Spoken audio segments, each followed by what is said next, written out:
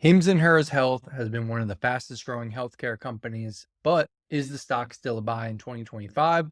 With skyrocketing revenue, expanding margins, and a massive total addressable market, this company is shaking up the telehealth industry, but can it keep up the momentum, or is the competition and profitability a concern?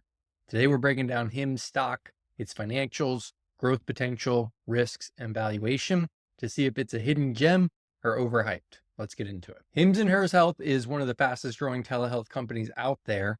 They started out selling men's wellness products, things like hair loss treatments and ED meds, but now they've expanded into mental health, dermatology, primary care, even weight loss. They're not just a niche company anymore. Let's go over how Hims makes money. They have a subscription-based model. That's their bread and butter. The majority of their revenue comes from subscriptions. Customers sign up for reoccurring shipments of treatments, which creates predictable high margin revenue. And the key here is retention. So once they get a customer in, they focus on keeping them long term. Longer the customer stays, the more profitable they become. So they're expanding into new categories. HIMS isn't just sticking to hair loss and ED anymore. They're expanding into mental health, therapy, meds, skincare like acne and anti-aging, weight loss, GLP-1 medications, and even primary care. These are massive markets, and by offering affordable online access, they're pulling in new customers who wouldn't normally visit a doctor for these treatments. One of the biggest reasons HIMS has grown so fast is their marketing. Their direct to consumer brand, meaning they sell straight to customers online. They've built a strong social media presence, influencer partnerships, and targeted ads.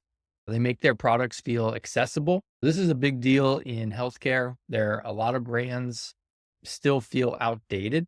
This is one of the things that I noticed myself is I was seeing their ads everywhere. And when I went to their website, it felt very modern, simple, and very easy to use. Recently, Hims also started selling more of its products through Target, Walgreens, and Walmart. So this also brings in a whole new customer base and gives them brand credibility. They're working on B2B partnerships with health insurers and employers to bring HIMS into workplace benefits and also insurance networks. So overall, HIMS is scaling fast. They're adding new categories and focusing on subscriptions. So back to subscriber growth. They've been growing subscribers like crazy. A few years ago, they were in a couple 100,000, 625,000. And now they're at over 2.2 million and still growing. So in the last year alone, they've added hundreds of thousands of new paying customers and retention rates have been strong. Once people start using HIMS for one treatment, like hair loss or ED, they tend to stick around and add more services over time.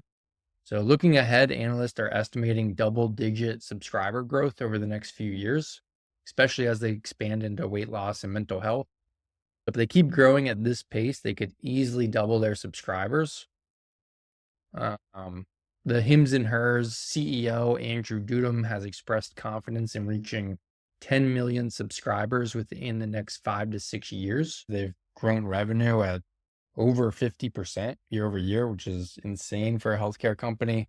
Last year, they pulled in over 1 billion in revenue, and analysts expect them to keep growing 25 to 30% annually. The big drivers, obviously, more subscribers, higher retention, higher revenue per subscriber, and higher cost per treatment, like GLP-1 weight loss drugs and mental health therapy. So these services, they come at a higher price point, which means better margins and more profit per customer. They might be losing the ability to sell GLP-1 compounds in the future, which is one reason why I think the stock is down big from its highs. Roughly $200 million was from GLP-1 compounds. So obviously a very big portion of it, but even without GLP, they're still growing very quickly. And if they keep executing and keep growing, we could definitely see this being 2 to 3 billion in annual revenue in 2027. So with all that revenue, are they turning it into more earnings? They've been focused on growth these past few years, so profitability hasn't been their priority. They're becoming profitable now. They've been improving earnings per share every quarter. They recently hit positive earnings per share, and analysts are expecting it to stay positive into 2025 and early 2026. So if they keep growing subscribers while controlling cost, we could see earnings per share compound 30% annually over the next few years. The key thing to watch will be their margins. If they keep trending up, then earnings per share will follow, and then their price should go up. So HIMS is generating a lot of cash now. They've been spending a lot on marketing and growth in the past, but now they have more subscribers. They're starting to keep a lot more of their money. So free cash flow has been improving every quarter, and analysts expect HIMS to continue to be cash flow positive in 2025.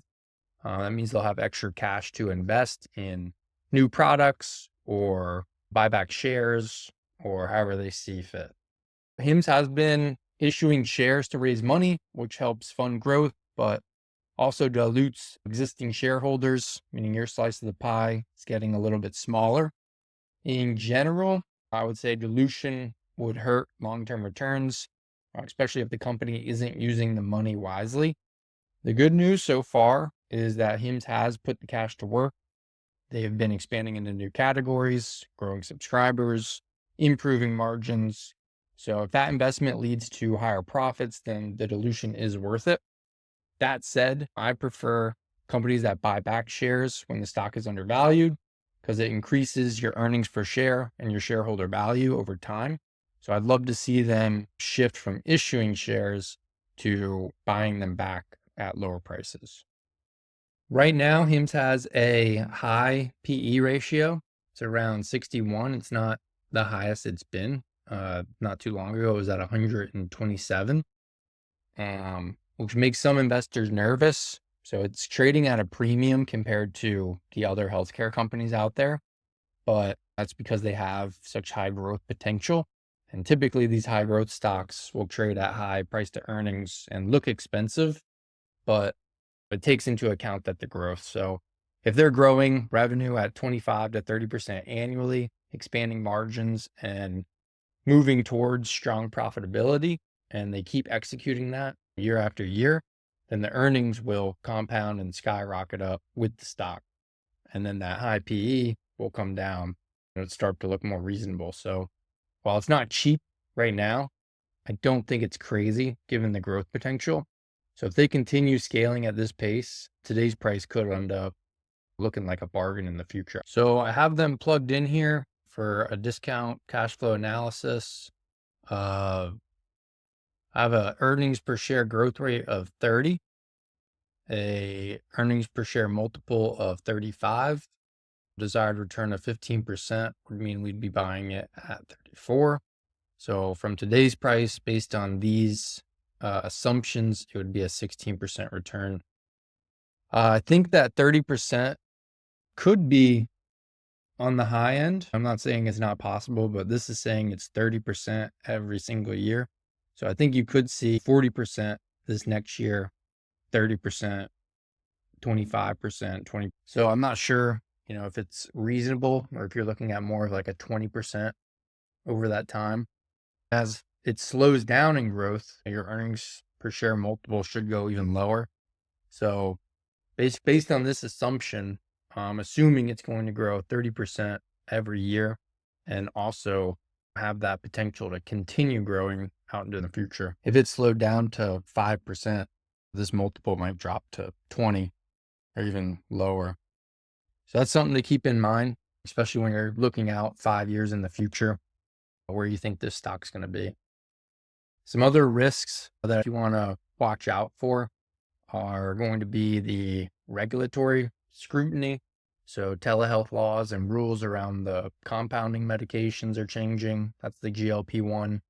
If they tighten, it could limit their growth and increase costs. You have a lot more competition rising from these other healthcare companies. So a lot of them are trying to do telehealth, and that could put more pressure on pricing and market share over time. HIMS spends a lot to acquire customers. So if marketing costs rise or become less effective, as other companies start marketing as well. When you have more people leaving HIMS to go to these other companies, that could also limit growth. So overall, these risks are manageable, but definitely something to keep an eye on. So my take on it is I think HIMS has huge growth potential. They're tapping into massive markets with weight loss and mental health and primary care. And I like their subscription model. I like that it's predictable revenue. So I think if they can execute well, this could be a much, much bigger company in a few years.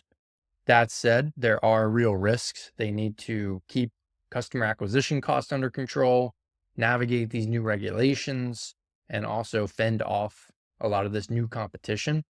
So with the stock trading at such a high PE right now, they have to grow very fast to justify that valuation. Do I think they can pull it off? I do. I think it's possible.